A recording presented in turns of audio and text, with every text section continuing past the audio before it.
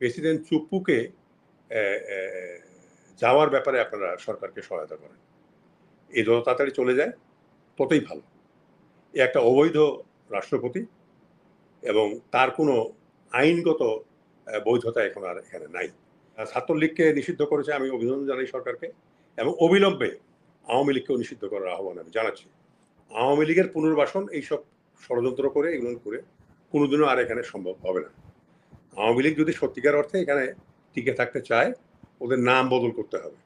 ওই আওয়ামী লীগ নাম দিয়ে এখানে কোনো রাজনীতি, এই রাষ্ট্রপতির এখানে থাকার কোনো অধিকার আর নাই, এবং একটা বিপ্লবী সরকার গঠন হতে পারে, এটা অসম্ভব কিছু নয়। এই সরকারই বিপ্লবী সরকার, এই যে চরিত্রেই থাকুক। একজন প্রশ্ন করেছেন যে ভারত যদি বাংলাদেশকে ছেড়ে দেয় তাহলে বাংলাদেশের অস্তিত্ব থাকবে না। দেখেন, আমরাই তো ভারত মানে বর্জন অনুষ্ঠান শুরু করেছি তো আমরাই, যে ভারতীয় পণ্য আমরা ব্যবহার করবো না। এটা আমাদেরই শুরু করা রে ভাই। ও ভারত আমাদেরকে ছাড়বে কি? আমরাই তো ভারতকে ছেড়ে দিচ্ছি। ভারতের এখানে কোনো জিনিস না পাঠালেই হলো। ভারত এখানে পাঠায় $15 বিলিয়ন আপনার জিনিসপত্র, আর আমাদের 2 বিলিয়নও না। তো সেখানে আমরা বলছি যে আমরা ভারতের কোনো জিনিস আমরা কিনবো না। তো এখন কথা হচ্ছে যে আমরাই তো ভারতকে বলছি যে তোমরা চলে যাও, তোমাদের জিনিসপত্র আমরা কিনবো না, তোমাদের এখানে থাকারও দরকার নেই।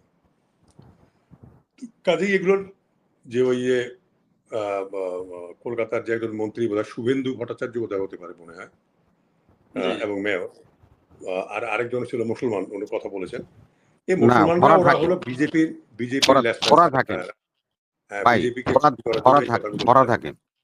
হ্যাঁ ভরা থাকে। এগুলোর ওই ওখানকার সরকারকে খুশি করার জন্য করে, বলে এই কথাগুলো।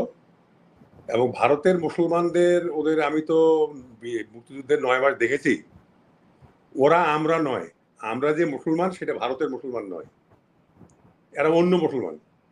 বাংলাদেশের হিন্দু আর ভারতের হিন্দু এক নয়, ভারতের হিন্দু একরকম, ওই বাংলাদেশের হিন্দুর সঙ্গে তার কোনো তুলনা নাই। ওরা কাওয়ার্ড, ওই যে ওরা হলো মানে আর কি, মানে চরম ভাবে ঘর কোনো এবং কাওয়ার্ড। ওদেরকে মেরে ফেললেও তারা টু শব্দ করবে না সরকারের বিরুদ্ধে, এরা হলো সেই লোক। তো কাজে ওদের কথার কোনো রকম মূল্য আছে বলে আমি মনে করি না। এখন কথা হলো যে মানে সে কালকের যে ভিডিওটা আপনি দেখালেন এবং অন্য অন্য যেসব বিষয়, এটা আমার মনে হয় না আপনার এই টেলিফোনের কথা বলে হাইপ তৈরি করে আপনার এই এত বড় একটা কাজ করে ফেলবে তারা। হয়তো 1-2 জায়গায় তো এটা হতেই পারে। আপনি বসে আছেন, একটা লোক পিছন দিক থেকে চুপি চুপি এসে মাথার মধ্যে একটা বাড়ি মারলো আপনার, এটা বাড়তেই পারে। কারণ হলো এগুলো দিয়ে আপনার এখানে কোনো রকম আর পরিবর্তন আনা যাবে না। আওয়ামী লীগের পুনর্বাসন এইসব ষড়যন্ত্র করে এগুলো করে কোনোদিনও আর এখানে সম্ভব হবে না। আওয়ামী লীগ যদি সত্যিকার অর্থে এখানে টিকে থাকতে চায়, ওদের নাম বদল করতে হবে। ওই আওয়ামী লীগ নাম দিয়ে এখানে কোনো রাজনীতি হবে না, এইটা আমরা দাবি করি। আওয়ামী লীগ নামে কোনো রাজনীতি এখানে চলবে না। শেখ হাসিনা বঙ্গবন্ধু পরিবারের কোনো নেতৃত্ব বাংলাদেশে চলবে না। এরা প্রমাণ করেছে এরা কুচক্রী, বিদেশি এজেন্ট, দুর্নীতিবাজ।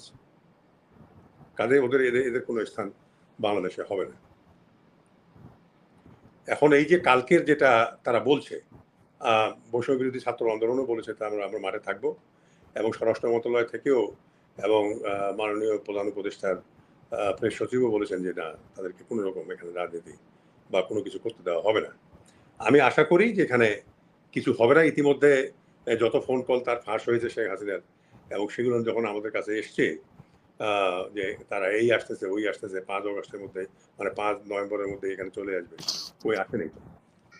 এবং এই যে কথাটা যখন তিনি অভিনন্দন জানালেন এই ট্রাম্পকে বাংলাদেশের প্রধানমন্ত্রী হিসেবে, এবং ভারত ঘোষণা দিল যেখানে সে আশ্রিত অবস্থায় আছে যে তিনি প্রাক্তন প্রধানমন্ত্রী, তো কাজে এইটা একটা মস্ত বড় চপেটাঘাত। এবং এই একটা কথাই প্রমাণ করে ভারত তাকে সাহায্য করতে কত দূর যাবে। ভারত এটা ভালো করে জানে যে শেখ হাসিনার পক্ষে আর প্রত্যাবর্তন সম্ভব নয়, আওয়ামী লীগ নাম দিয়ে এখানে রাজনীতিতে আর প্রত্যাবর্তন সম্ভব নয়। তো কাজেই তারা বলে দিয়েছে যে আপনি সাবেক প্রধানমন্ত্রী, আপনার দল আর বাংলাদেশে নাই, এবং বাংলাদেশে তাদের রাজনীতি করার কোনো সম্ভাবনা নাই। এটাই আমি মনে করি। মানে তাদের কথা যদি আমি অন্তর্নিহিত অর্থ যদি বোঝার চেষ্টা করি তাহলে তাই সেটাই দাঁড়ায়। তো অতএব আমি মনে করি যে আমাদের সাবধান থাকতে হবে অবশ্যই। শত্রুকে দুর্বল ভাবার কোনো কারণ নাই। বহু মানুষ আওয়ামী লীগ করতো এখানে। তাদের হাজার, হাজার কোটি টাকার মালিক তারা। তারা তো এখনো আছে এখানে। নাই যে নয় তা তো নয়। তারা আছে। ছাত্রলীগকে নিষিদ্ধ করেছে, আমি অভিনন্দন জানাই সরকারকে এবং অবিলম্বে আওয়ামী লীগকেও নিষিদ্ধ করার আহ্বান আমি জানাচ্ছি। এবং আমি বিএনপিকে অনুরোধ জানাবো আমার তরফ থেকে, আমার ব্যক্তিগত তরফ থেকে, যে প্রেসিডেন্ট চুপ্পুকে যাওয়ার ব্যাপারে আপনারা সরকারকে সহায়তা করেন। এই যত তাড়াতাড়ি চলে যায় ততই ভালো। এ একটা অবৈধ রাষ্ট্রপতি এবং তার কোনো আইনগত বৈধতা এখন আর এখানে নাই। যেহেতু একটা রিভলিউশনের মাধ্যমে তাকে যারা অ্যাপয়েন্টমেন্ট দিয়েছিল এখানে, সেই শেখ হাসিনাও নাই, সে আওয়ামী লীগও নাই, সে পার্লামেন্টও নাই। কাজে তাকে দেখে একটা লাশকে পাহারা দেওয়ার কোনো কারণ আছে বলে আমি মনে করি না এবং এখানে সাংবিধানিক কোনো জটিলতা আমি দেখি না। তো কাজেই আমি অনুরোধ জানাবো এটা যে আপনারা সিদ্ধান্ত বদল করেন এবং সরকারকে সহায়তা করেন, ছাত্র জনতাকে সহায়তা করেন, যাতে এই দুর্নীতিবাজ রাষ্ট্রপ্রধান এখান থেকে চলে যায়। তাকে এটা ক্যান্সারের মতো এখানে আছে।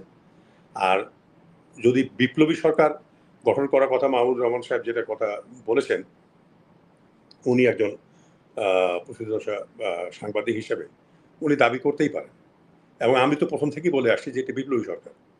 যেহেতু জনগণের বিপ্লবের মাধ্যমে আপামর জনসাধারণ, সেখানে রাজনীতিবিদ, শ্রমিক, ছাত্র, জনতা, কৃষক সবাই আছে, মহিলা, পুরুষ, আপনার যুবক, ছাত্র, মানে সাধারণ মানুষ, ইভেন রিক্সাওয়ালা, তারা পর্যন্ত এখানে পার্টিসিপেট করেছে। কাজে এটা সর্বস্তরের জনগণ দ্বারা আপনার এটা বিপ্লব।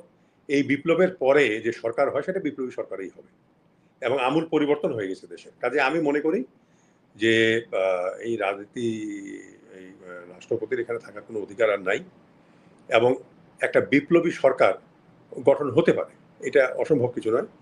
এই সরকারই বিপ্লবী সরকার, এই যে চরিত্রেই থাকুক, তবে এইটাকে বিপ্লবী সরকার ঘোষণা দেওয়া যেতে পারে। তবে রাষ্ট্রপতি শাহাবুদ্দিন চুপ্পু একটা দুর্নীতিবাজ মানুষ, অবৈধভাবে তাকে রাষ্ট্রপতি নিয়োগ করা হয়েছে। পার্লামেন্টে কোনো ভোটাভুটিও হয়নি, তার আগে সে কোনো ক্যান্ডিডেটও ছিল না। তো কাজে রেভলিউশনের পরে তাকে রাখার এবং রেখে একটা ষড়যন্ত্রের পদমুক্ত রাখার কোনো কারণ আছে বলে আমি মনে করি না।